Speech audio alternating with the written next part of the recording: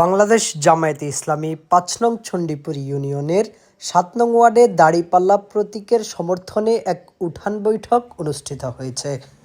সোমবার সন্ধ্যায় ওয়ার্ডের উত্তর হাজীপুর ভূঁইয়াবাড়িতে এই উঠান বৈঠক অনুষ্ঠিত হয়।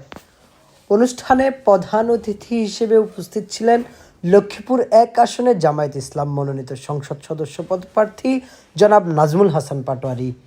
বিশেষ অতিথি হিসেবে উপস্থিত ছিলেন ইউনিয়ন জামায়াতের আমির মাওলানা সুফি আব্দুর রশিদ। এছাড়াও অনুষ্ঠানে আরও উপস্থিত ছিলেন ওয়ার্ড জামায়াতের সভাপতি মাওলানা আব্দুল কাদের এবং ৭ নং ওয়ার্ডের সম্ভাব্য মেম্বার পদপ্রার্থী নাদিম ভূঁইয়া সহ স্থানীয় নেতৃবৃন্দ ও বিপুল সংখ্যক সাধারণ জনগণ। প্রধান অতিথি তার বক্তব্যে বলেন, ভোট আমাদের সকলের একটি পবিত্র আমানত, তাই সে আমানতকে সদ্ব্যবহার করে সঠিক লক্ষ্যে নির্বাচন করা আমাদের দায়িত্ব। আমরা সবাই মিলে ন্যায় ও ইনসাফ প্রতিষ্ঠার লক্ষ্যে দাঁড়িপাল্লা প্রতীককে বিজয় করব ইনশাআল্লাহ।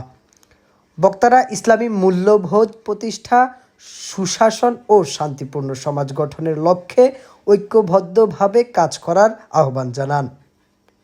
মেহেদী হাসান মারুফ, চণ্ডীপুর 24।